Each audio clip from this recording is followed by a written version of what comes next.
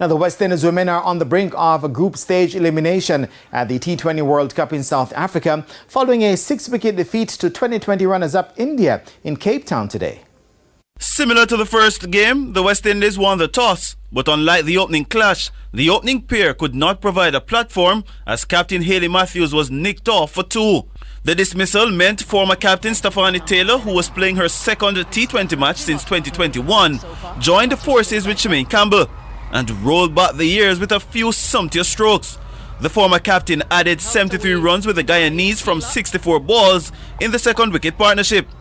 Taylor struck 6 fours and Campbell 3 as the Windies consolidated the innings for a big push at the end.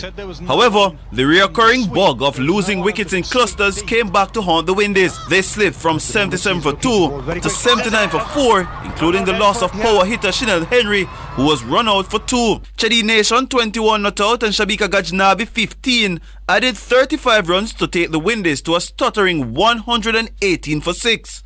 The innings ended without a 6 and a total of 12 fours. Deepti Sharma claimed the 3 for 15 and became the first Indian woman to take 100 T20 wickets. With a meager 119 to defend and keep their hopes of advancing alive, the Windies were given early success by Karishma Ramarak and Hayley Matthews. India wobbling at 43 for 3 in the 8th over, and the Caribbean women dared to dream. However, those dreams were dashed by captain Harmanpreet Kaur, 33, and wicketkeeper batter Risha Ghosh, 44 not out, for a 72-run stand. The pair smashed 8 fours together in the 64-ball stand and put the 2020 runners-up in the driver's seat. When Ghosh crunched the winning runs, it signaled an 8th straight win for India over the Windies in T20s, while the Caribbean women succumbed to a 15th straight loss in the format. The Windies take on Ireland on Friday and must win that match as well as their final clash against Pakistan on Sunday to keep their slim chances of qualifying alive.